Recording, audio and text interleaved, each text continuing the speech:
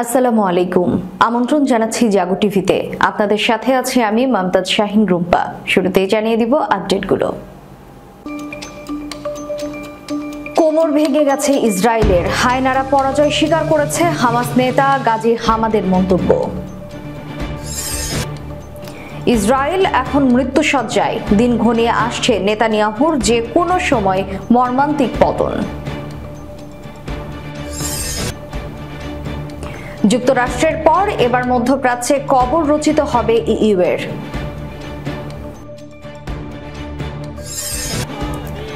ভারত জুড়ে তোলপাড়, জুতা নাকি মোবাইল, কি ছোড়া হয়েছে মোদির গাড়িতে।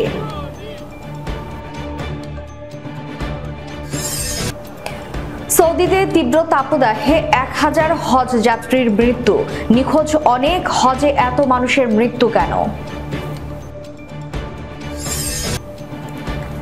ক্ষেপণাস্ত্রের আঘাতে ডুবে যাওয়া ইসরায়েল অভিমুখী জাহাজের ভিডিও প্রকাশ করল ইয়েমেনের হুথি।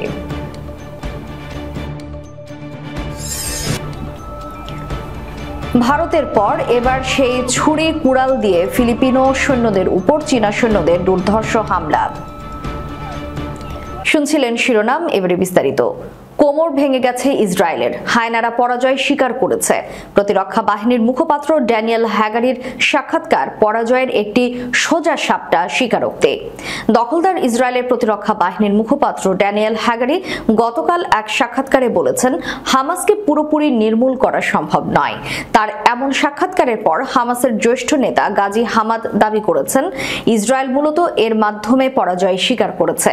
কাতার ভিত্তিক সংবাদ মাধ্যম আল জাজিরাকে হামাসের এই নেতা বলেছেন, হ্যাগারির সাক্ষাৎকার একটি সোজা সাপটা স্বীকারোক্তি। 9 মাসের যুদ্ধের পর এটি পরিষ্কার, হামাসকে নির্মূল করা যাবে না, এমনকি যদি তারা 100 গুণ বেশি অস্ত্র ব্যবহার করে। তিনি আরো বলেছেন, এর মাধ্যমে ইতিহাস পরিবর্তিত হবে এবং আন্তর্জাতিক সম্প্রদায়কে বোঝাতে সক্ষম হবে হামাসের সংগ্রাম রাজনৈতিক অঙ্গনে থাকবে এবং সামাজিক এবং প্রতিরোধ অঙ্গনে স্থায়ীভাবে থেকে যাবে। হামাসের এই নেতা আরো বলেছেন, প্রতিরক্ষা বাহিনীর মুখপাত্রের বক্তব্যের মাধ্যমে ফুটে উঠেছে ইসরায়েলিদের মধ্যে অনৈক্য দেখা দিয়েছে এবং তারা নেতানিয়াহুকে বলছে যুদ্ধ বন্ধ করো। এদিকে হামাসকে পুরোপুরি নির্মূল করা যাবে না এমন কথা বলে ইসরায়েলি সংবাদ মাধ্যম চ্যানেল 13কে প্রতিরক্ষা বাহিনীর মুখপাত্র বলেন, হামাসকে ধ্বংস করার চেষ্টা, হামাসকে নিশ্চিহ্ন করার চেষ্টা, শুধুমাত্র সাধারণ মানুষের চোখে ধুলো দেওয়া। হামাস হলো একটি ধারণা, হামাস একটি দল, এটি মানুষের মনের মধ্যে রয়েছে। যারা মনে করে আমরা হামাসকে নির্মূল করতে পারবো, তারা ভুল। হ্যাগারির এমন বক্তব্যের পর দখলদার ইসরায়েলের প্রধানমন্ত্রী বেনিয়ামিন নেতানিয়াহুর দপ্তর থেকে একটি বিবৃতি দেওয়া হয়। এতে বলা হয়, চলমান যুদ্ধে তাদের প্রধান লক্ষ্য হলো হামাসকে নির্মূল করা, আর এই লক্ষ্য অর্জনে প্রতিরক্ষা বাহিনী অবশ্যই বদ্ধপরিকর। সূত্র Times of Israel, Al Jazeera. Israel এখন মৃত্যুসজ্জায়, দিন ঘনিয়ে আসছে নেতানিয়াহুর, যে কোনো সময় হবে পতন। ইসরায়েলি প্রধানমন্ত্রী বেনিয়ামিন নেতানিয়াহুর ক্ষমতায় থাকার দিন ঘনিয়ে আসছে বলে মন্তব্য করেছেন দেশটির বিরোধী দলীয় নেতা ইয়ার লাপিদ। বৃহস্পতিবার এক প্রতিবেদনে কাতার ভিত্তিক সংবাদ মাধ্যম আল জাজিরা এই তথ্য জানায়। নেতানিয়াহুর সমালোচনা করে লাপিদ বলেন, যুদ্ধের কারণে নেতানিয়াহু ইসরায়েলের যে অকল্পনীয় ক্ষতি করেছেন তা ভাষায় প্রকাশ করার মতো নয়।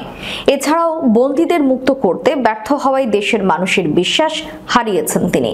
গত 7 অক্টোবরে হামাসের হামলা প্রসঙ্গে লাপিদ বলেন, ওই হামলার দায় নেতানিয়াহু প্রশাসনের, কারণ দেশের মানুষকে নিরাপত্তা দিতে পারেননি তিনি।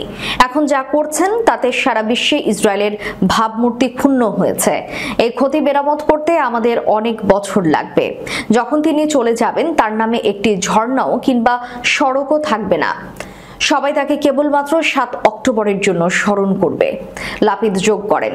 ইসরায়েলের বিরোধী দলীয় নেতা লাপিদ ভবিষ্যৎবাণী করে বলেন, নেতানিয়াহুর সরকারের পতন হবে শীঘ্রই এবং চলতি বছরেই নির্বাচন অনুষ্ঠিত হবে। নেতানিয়াহুকে কারাগারের পেছনে দেখার কোনো ব্যক্তিগত ইচ্ছে নেই, তবে নেতানিয়াহু ক্ষমা পাওয়ার যোগ্য নয়। এবার মধ্যপ্রাচ্যে কবর রচিত হবে ইইউ এর। ইসরায়েলের উপর হামলার হুমকির পাশাপাশি ইউরোপীয় ইউনিয়নের সদস্য দেশ সাইপ্রাসকেও সতর্ক করে দিয়েছে লেবানন ভিত্তিক প্রতিরোধ সংগঠন হিজবুল্লাহ। দেশটির উপর হামলা হলে ইইউ ও ব্রিটেনও সংঘাতে জড়িয়ে পড়তে পারে বলে আশঙ্কা করা হচ্ছে। গাজায় ফিলিস্তিনি মুক্তিকামী সংগঠন হামাসের সাথে যুদ্ধের মাঝে উত্তরে লেবাননের হিজবুল্লাহর সাথেও ইসরায়েল পুরো দস্তর যুদ্ধে জড়িয়ে পড়লে তার আজ গোটা মধ্যপ্রাচ্যে ছড়িয়ে পড়বে বলে আশঙ্কা করা হচ্ছে। হিজবুল্লাহ প্রধান সৈয়দ হাসান নাসরুল্লাহ ইসরায়েলের পাশাপাশি এই প্রথম ইউরোপীয় ইউনিয়নের সদস্য দেশ সাইপ্রাসের উপরও হামলার হুমকি দিয়েছেন। তার বক্তব্য অনুযায়ী ভূমধ্যসাগরের অন্যান্য অংশেও তার গোষ্ঠী হামলা চালাতে পারে। ইসরায়েলের গোটা ভূখণ্ড সহ আশপাশের যে কোনো এলাকার উপর পানিপথে, স্থলে, অন্তরিক্ষে সুনির্দিষ্ট হামলার হুমকি দিয়েছেন তিনি। লেবাননের সাথে সুসম্পর্ক সত্ত্বেও সাইপ্রাস ইসরায়েলকে নিজস্ব বিমানবন্দর ও সামরিক ঘাঁটি ইসরায়েলকে সামরিক মহড়ার জন্য ব্যবহার করতে দেয়ায় হিজবুল্লাহর নেতা ক্ষোভ প্রকাশ করেছেন। সেখান থেকে লেবাননের উপর হামলা চালানো হলে সাইপ্রাসের সরকারও যুদ্ধের অংশ হয়ে উঠবে বলে হাসান নাসরুল্লাহ হুঁশিয়ারি দেন। সাইপ্রাসের প্রেসিডেন্ট নিকোস ক্রিস্টোদুলিদেস অবশ্য এমন অভিযোগ অস্বীকার করে দাবি করেন যে তার দেশ কোনো সংকটে কোনো পক্ষকে সমর্থন করছে না। তিনি বরং যুদ্ধবিধ্বস্ত গাজায় ত্রাণ পৌঁছানোর ক্ষেত্রে নিজের দেশের ইতিবাচক ভূমিকা তুলে ধরেন। এদিকে তৃতীয় দফায় ভারতের প্রধানমন্ত্রী হিসেবে শপথ নেয়ার পর প্রথমবারের মতো নিজের নির্বাচনী লোকসভা কেন্দ্র বারাণসীতে গিয়েছিলেন নরেন্দ্র মোদী, কিন্তু সেখানেই ঘটে গেছে এক অঘটন। ভারতীয় বিভিন্ন সংবাদ মাধ্যম জানিয়েছে, মঙ্গলবার মোদীর বুলেট প্রতিরোধী গাড়ির উপরে উড়ে এসে পড়ে একটি বস্তু। এই দৃশ্যটি মুহূর্তেই ভাইরাল হয়ে পড়ে বিভিন্ন সামাজিক মাধ্যমে। ভাইরাল ভিডিওটি 1 মিনিট 41 সেকেন্ড দৈর্ঘ্যের। এতে দেখা যায় ভিডিওর ঠিক 19 সেকেন্ডের মাথায় মোদীর বুলেট প্রতিরোধী গাড়ির বনেটের ওপর কিছু একটা উড়ে এসে পড়েছে, আর এক নিরাপত্তা কর্মকর্তা দ্রুত সেই বস্তুটি সরিয়ে দিচ্ছেন। ভিডিওতে দেখে নেটিজেনরা নানা রকম মন্তব্য করেছেন। নেটিজেন এবং স্থানীয়দের কেউ কেউ দাবি করেছেন মোদীর গাড়ির উপর হাওয়াই চপ্পল উড়ে এসে পড়েছে, অন্য কিছু না। এদিকে উত্তরপ্রদেশের এক পুলিশ কর্মকর্তা জানিয়েছেন মোদীর গাড়ির ওপর একটি মোবাইল পড়েছিল। এই ঘটনার নেপথ্যে কোনো উদ্দেশ্য ছিল না। তবে বস্তুটি যাই হোক, এই ঘটনায় প্রধানমন্ত্রী মোদীর নিরাপত্তা ব্যবস্থায় যে গলদ রয়েছে তা স্পষ্ট। এদিকে সেদিন রাত থেকে ভাইরাল হওয়া ভিডিওটি স্থানীয় কংগ্রেস নেতারা নিজেদের এক্স হ্যান্ডেলে শেয়ার করতে থাকেন। এই সময় তারা এটিকে হাওয়াই চপ্পল বলে মন্তব্য করেন। যদিও মোদী মোদী বলে স্লোগান দিতে থাকা অত্যুৎসাহী জনতার ভিড়ে কিভাবে এই ধরনের ঘটনা ঘটল তা নিয়ে প্রশ্ন উঠেছে। সৌদি আরবে হজ পালনের সময় এবার প্রায় 1000 মানুষের মৃত্যু হয়েছে। এছাড়া এখনো অনেকে নিখোঁজ রয়েছেন। নিখোঁজদের ফিরে পেতে এখন তাদের হন্যে হয়ে খুঁজছেন আত্মীয় স্বজনরা। এবারের হজে এত মানুষের মৃত্যু কেন হলো সেই বিষয়টি এখনো পুরোপুরি নিশ্চিত নয়। তবে বিভিন্ন সূত্র থেকে জানা যাচ্ছে, তাপপ্রবাহ ও অসহনীয় গরমে এবার এত হতাহতের ঘটনা ঘটেছে। বিশেষ করে যেসব হজযাত্রীর হজের অনুমতি ছিল না তারা বেশি হতাহত হয়েছেন। এ পর্যন্ত যত মৃত্যু হয়েছে তাদের মধ্যে বেশিরভাগই মিশরের। যুক্তরাষ্ট্রের সংবাদ মাধ্যম ওয়াশিংটন পোস্টকে আহমদ বাহা নামের এক ব্যক্তি বলেছেন, হতাহতের সংখ্যা অনেক ছিল, আমরা শ্বাস প্রশ্বাস নিতে পারছিলাম না। 37 বছর বয়সী আহমদ বাহা মিশরের নাগরিক। পেশায় ইঞ্জিনিয়ার। বাহা সৌদিতে থাকেন। এবার তিনি হজে অংশ নিয়েছিলেন। বাহা জানিয়েছেন, মক্কায় ভয়ঙ্কর দৃশ্য দেখা গিয়েছিল। যেসব হজযাত্রীর অনুমতি ছিল না তারা কোনো সুযোগ সুবিধাই পাননি। এমনকি নিজেদের শরীরকে ঠান্ডা করতে এসি থাকার তাঁবুতেও প্রবেশ করতে পারেনি। এতে করে তীব্র গরমে তারা অসুস্থ হয়ে পড়েছেন। তিনি বলেছেন, অ্যাম্বুলেন্স অব্যাহতভাবে চলছিল। ডান বাম সব দিক থেকে মানুষকে তুলে নিচ্ছিল। মানুষ রাস্তায় ঘুমিয়েছিল। আমি আমাদের তাঁবুর ঠিক সামনেই একজনকে ঢলে পড়ে যেতে দেখেছি। এরপর তিনি আর নড়াচড়াও করতে পারছিলেন না। এবার হজ শুরু হয়েছিল 14 জুন থেকে। হজের আনুষ্ঠানিকতা চলেছে পরবর্তী 5 দিন পর্যন্ত। এই সময়টাই মক্কায় অস্বাভাবিক তাপমাত্রা পরিলক্ষিত হয়েছিল। একটা সময় সেখানে তাপমাত্রা উঠেছিল 51.8 ডিগ্রি সেলসিয়াস। জুন মাসে সাধারণত এমন গরম পড়ে না। সূত্র ওয়াশিংটন পোস্ট। ইয়েমেনের সশস্ত্র বাহিনী ইসরায়েল অভিমুখী একটি জাহাজে তাদের ভয়াবহ হামলার ভিডিও প্রকাশ করেছে। জাহাজটি ইয়েমেনের নিষেধাজ্ঞা লঙ্ঘন করে লোহিত সাগর দিয়ে ইসরায়েলের বন্দরে প্রবেশের চেষ্টা করেছিল। টিউটর নামে গ্রিসের ইভালেন্ট শিপিং কোম্পানির একটি জাহাজ এক সপ্তাহ আগে ইয়েমেনের সামরিক বাহিনীর ভয়াবহ হামলার শিকার হয়। ওই হামলা এবং ডুবে যাওয়ার ভিডিও গতকাল প্রকাশ করেছে হুতি আনসারুল্লাহ আন্দোলন সমর্থিত সামরিক বাহিনী। ফুটেজে দেখা যায় লোহিত সাগর দিয়ে ইসরায়েলের দিকে যাওয়ার সময় দুটি ড্রোন বোট জাহাজটিতে আঘাত করে, এর ফলে জাহাজটি ডুবে যায়। একই দিন ইয়েমেনের নৌবাহিনী ভারবেনা নামে আরেক জাহাজে কয়েকটি ক্ষেপণাস্ত্র দিয়ে হামলা চালায় এবং ওই জাহাজটিও ডুবে যায়।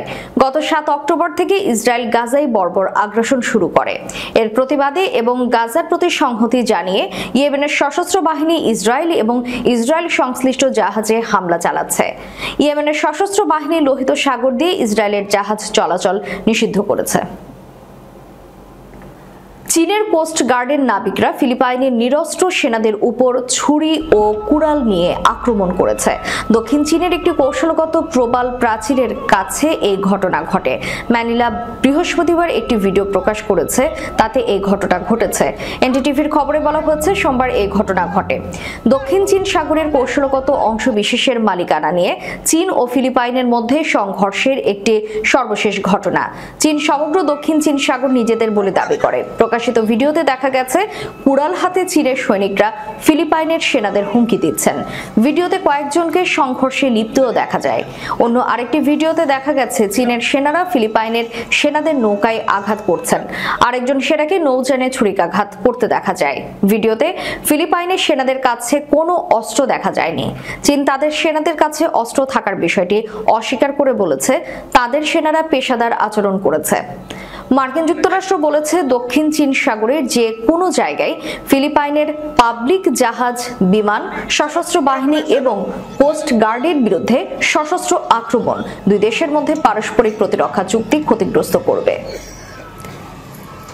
দর্শক, শেষ করার পূর্বে সংবাদ শিরোনামগুলো জানিয়ে দিব আরো একবার। কোমর ভেঙে গেছে ইসরায়েলের, হায়নারা পরাজয় স্বীকার করেছে হামাস নেতা গাজী হামাদের মন্তব্য। ইসরায়েল এখন মৃত্যুসজ্জায়, দিন ঘনিয়ে আসছে নেতানিয়াহুর যে কোনো সময় মর্মান্তিক পতন। যুক্তরাষ্ট্রের পর এবার মধ্যপ্রাচ্যে কবর রচিত হবে ইইউর।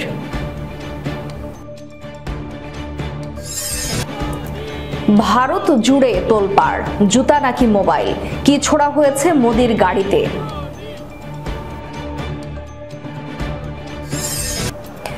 সৌদিতে তীব্র তাপদাহে 1000 হজ যাত্রীর মৃত্যু, নিখোঁজ অনেক, হজে এত মানুষের মৃত্যু কেন। ক্ষেপণাস্ত্রের আঘাতে ডুবে যাওয়া ইসরায়েল অভিমুখী জাহাজের ভিডিও প্রকাশ করল ইয়েমেনের হুথি।